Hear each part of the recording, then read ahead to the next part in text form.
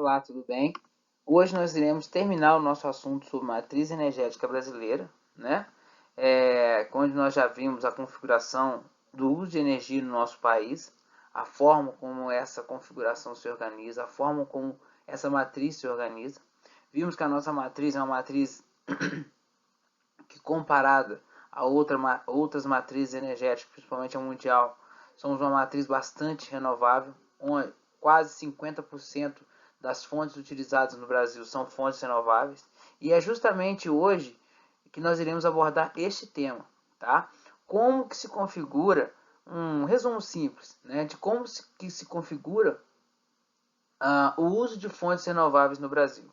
Vamos lembrar que quando estudamos o setor elétrico, vimos que o Brasil tem sua energia elétrica em quase 90% produzido por hidrelétricas.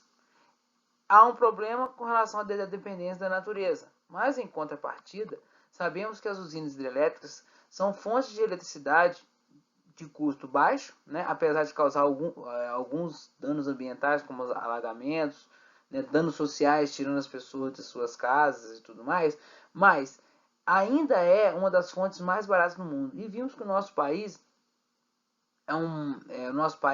é favorecido pela sua natureza, com rios, principalmente que correm em relevo de planalto e apresentam queda, o que gera um grande potencial hidrelétrico, né? Como também o nosso clima, que é predominam os climas tropicais, né, com chuvas abundantes, promovem a existência de rios caudalosos. Então, é muito importante a gente ressaltar que uma das principais fontes, né, alternativas de energia e renovável é o uso, né, da energia hidráulica para a produção de eletricidade. Tá? Mas hoje a gente vai ver outras fontes alternativas de energia que o Brasil está ou começando a descobrir e utilizar, né, aumentando a sua participação, tá? Como também outras fontes que nós já temos alguma tradição e possibilidades. Porque apesar nosso país só chega a quase 50% pelo uso da energia hidráulica, que é da força da água. Mas nós temos uma capacidade, um potencial enorme de expandirmos a nossa matriz para deixá-la cada vez mais renovável. O Brasil ele pode sim ser uma potência energética mundial, como já vimos, descobrir o pré-sal, como também pode ser uma potência energética sustentável, né? Onde nós vamos ter maior uso de fontes renováveis do que fontes não renováveis. Tá ok? Então vamos começar a nossa aula. O primeiro assunto, né? Aí nós estamos vendo a nossa aula, energias renováveis no Brasil. O primeiro assunto que nós vamos ver é a configuração, né? Como eu já disse a vocês, podemos ver que o Brasil, neste gráfico, mostra que o Brasil tem um equilíbrio na sua matriz energética do uso de fontes renováveis e não renováveis. Tá? A nossa taxa chega a 44% de uso de fontes renováveis graças à energia hidráulica. Mas é muito importante ressaltar que no mundo a participação das fontes renováveis ainda não passa de 20%. Tá? E há países que essa taxa ainda é muito menor. Então, o nosso país é um país onde a matriz, que apresenta uma das matrizes mais sustentáveis do mundo, se não a mais sustentável do mundo. Tá? Mas continuo falando, graças ao uso da energia hidráulica. Tá? Então, vamos continuar, né? O país destaca, como eu já disse, uma grande participação dos renováveis, certo? E nosso país ainda assim apresenta grandes impactos causados por combustíveis fósseis, principalmente do ponto de vista do nosso transporte. Né? A gente sabe que o nosso transporte depende muito dos derivados de petróleo. Continuando, participação da matriz elétrica. Aí, do ponto de vista da matriz elétrica, né, da produção de eletricidade no país, as energias renováveis, esse percentual aumenta para 82%, principalmente por causa das usinas hidrelétricas, tá? E a gente tem um percentual muito pequeno, tá, para a produção de eletricidade vindo de fontes não renováveis, como carvão mineral, gás natural ou derivados de petróleo, tá? Continuando, né? E o primeiro assunto nosso agora, além de certa forma da hidrelétrica, eu já falei muito aqui, né, é o uso da biomassa no Brasil. Tá? O Brasil tem um programa antiguíssimo, desde os anos 70, após a crise do petróleo, onde o preço do petróleo subiu demais de uma hora para outra, praticamente triplicou, né, o custo do barril de petróleo.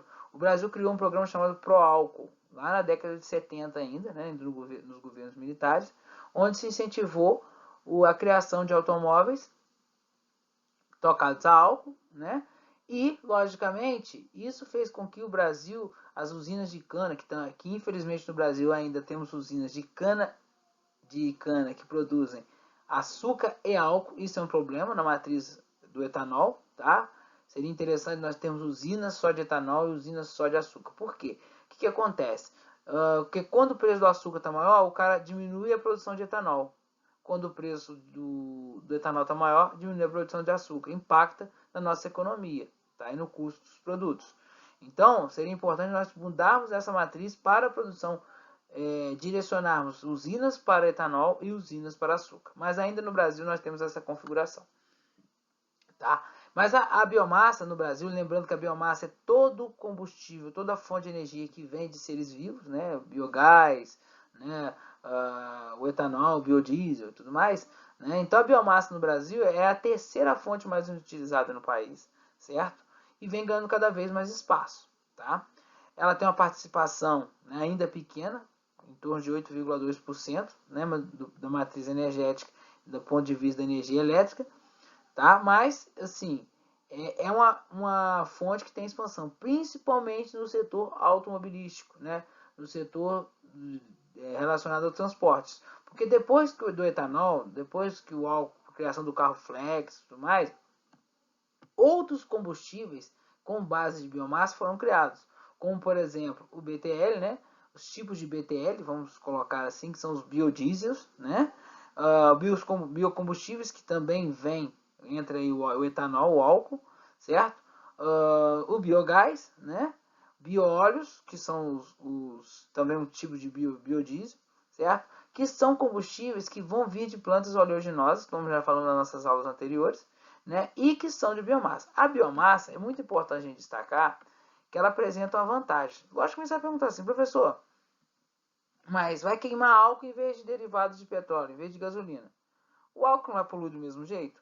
Pois é, isso que é importante ressaltar. Por isso que eu coloquei essa imagem aqui. Por que o etanol polui menos do que a gasolina? Porque quando a gente tem uma planta, por exemplo, imagine que aqui é a cana-de-açúcar, né? A cana-de-açúcar, para se desenvolver, ela absorve, ela faz fotossíntese.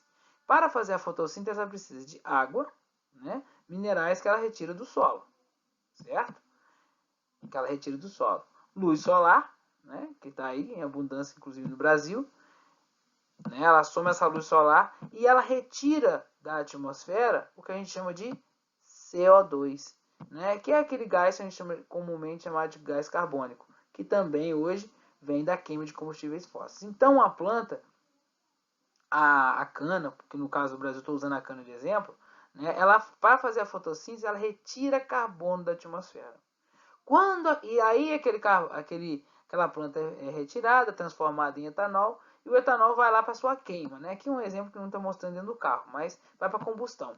Quando esse etanol é queimado, ele libera CO2. Só que o CO2 que o etanol está liberando para a atmosfera foi o mesmo CO2 que foi retirado pela planta. Então, é como se o etanol devolvesse para a atmosfera o gás carbônico que a planta retirou. Por isso que os biocombustíveis são muito mais ecológicos do que os derivados de petróleo. Quando você queima um derivado de petróleo, o gás que é liberado daquela queima vai para a atmosfera. Tá? Então, ele vai para a atmosfera e aumenta a quantidade de carbono, porque aquele petróleo estava guardado embaixo da terra. Então, ele é liberado e vai para a atmosfera. Tá? Então, a participação da biomassa é muito grande. Temos desafios, porque a biomassa ela impacta na produção de alimentos. O Brasil tem condições de investir em biomassa, aumentar o plantio de biomassa sem ter que degradar as florestas, porque se degradar as florestas, você acaba tendo um impacto negativo da produção. São os impactos da biomassa. Né? Então, para você investir em biomassa, faz necessário ter planejamento. E o Brasil tem capacidade e tem terra para isso. tá? E clima para isso. Continuando, tá? Os entraves, como eu disse a vocês, já até adiantei, né? Destruição de habitats, se você não tiver um planejamento, né? Outra coisa que é importante colocar, os biocombustíveis com destaque para o etanol, ele tem uma perda calórica maior do que a gasolina. Por isso que quando você vai abastecer no posto, você tem que perguntar se o etanol está abaixo de 70% do preço da gasolina. Por quê? Na queima do etanol, né, ele produz 30% menos calor do que a gasolina. Por isso que é importante. O preço é baixo, mas às vezes não compensa. Mas assim, do ponto de vista ecológico, sim. Tá? Outro entrave, né? Falta de estímulo, como eu falei para vocês, organização das usinas, né? Falta de incentivo ao setor sucro energético, que é o setor da produção de açúcar e etanol, né? Iniciativas capazes de fomentar a renovação das instalações das usinas, que algumas delas são ultrapassadas, certo? E, logicamente, buscar novas regras claras para organizar esse setor. Esses são alguns entraves da biomassa no Brasil. Continuando. Participação da energia eólica, que vem crescendo. Né? No mês retrasado, se eu não me engano, mês de maio, tá? A região Nordeste foi totalmente abastecida por energia eólica. Vamos lembrar que a energia eólica é aquela energia que vem da força do vento, né? Então, a região Nordeste inteira, por um momento do dia, foi abastecida somente por aerogeradores. Olha que bacana isso, né? O Brasil vem investindo muito, tá? Vem investindo muito na energia eólica, principalmente no Nordeste, tá? Por exemplo, em 2016, o setor de aerogeradores teve um aumento de 55%, tá? E hoje, a produção eólica no Brasil corresponde a 5,4% da nossa matriz elétrica, tá? É um percentual bastante grande. Mesmo assim, o Brasil está muito, muito atrás de muitos países, tá? O Brasil é nono ainda na produção eólica, tá? Países como a Alemanha e a China já estão em outro patamar, tá?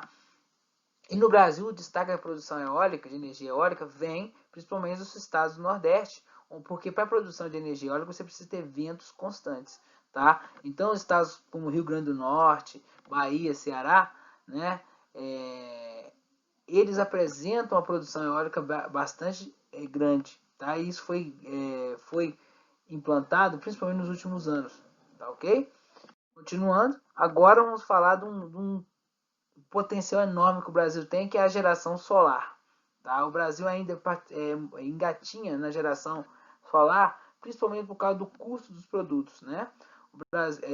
Mesmo nós temos um país tropical, abençoado por Deus, né, e bonito por natureza, como diz a música, nós não usamos muita energia solar. E o Brasil tem sol o ano inteiro, a gente não tem período de inverno. Tá? E outra coisa, para geração de energia solar não precisa ter calor, basta ter luz. Certo? Ainda assim, o Brasil produz 250 megawatts. O Brasil produz muito pouco energia solar. Tá? Em 2018, igual eu falei, atingiu 250 megawatts de produção solar, né? Não ficando entre os 20 líderes mundiais. Ou seja, o Brasil não é nem o 20º país que mais investe em produção de energia solar. Tá? Que são países que já passaram de gigawatt, nós ainda estamos no megawatt, ou seja, um quarto ainda. Né? A gente tem que multiplicar, promover um crescimento 4 vezes para a gente chegar no grupo dos países que mais produzem energia solar. Isso é assim, para o Brasil é muito feio. Né? Mas um dos fatores que faz isso é que nós não temos a tecnologia de geração dessas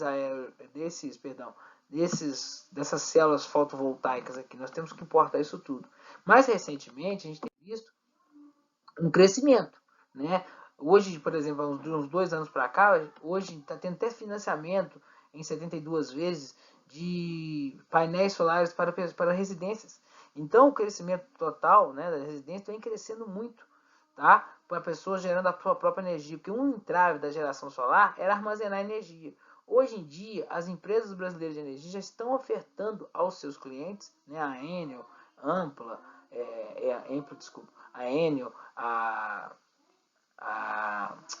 Light e outras empresas do Brasil estão oferecendo ao consumidor a possibilidade de gerar energia solar e jogar essa energia para a rede. E no fim de um mês, fazer a conta de quanto que ele produziu e quanto que ele gastou e gerar sua conta de luz a partir disso. Né? Então ele não precisa armazenar a energia que ele produz, ele joga na rede elétrica, tá? E ajuda o sistema elétrico. Então isso está fazendo com que o Brasil cresça na energia solar. Tá? E esses financiamentos estão dando a possibilidade a pessoas de menor poder aquisitivo de também investir em energia solar. Tá? Que, na minha opinião, é uma forma de nós diminuirmos a necessidade de grandes usinas. Se cada casa no Brasil tivesse painel solar, praticamente a gente teria uma matriz mais sustentável do que já é. Tá? Outras, e aí por fim, né, considerando as energias renováveis no Brasil, tá? Como eu já disse, o Brasil é uma referência, no fundo, é uma referência por ter uma matriz tanto quanto renovável, mas ainda somos fortemente dependentes das hidrelétricas, né, o que leva à dependência dos regimes de chuvas, como eu já disse durante a aula. O país dispõe de um elevado potencial para o desenvolvimento de energias renováveis, como a solar, por exemplo, mas ainda é pouco explorado, certo? O investimento em fontes renováveis alternativas contribuiria para expandir a nossa oferta de energia com menores impactos ambientais e para complementar o sistema elétrico. Por exemplo, em vez de investir em tarifa social de energia elétrica, por que não ofertar aquele consumidor carente um sistema de geração solar? É uma ideia, né? Porque a gente fica muito dependente das usinas. Em período de secas, aí temos que acionar tais bandeiras tarifárias que aumentam as contas de luz. Tá?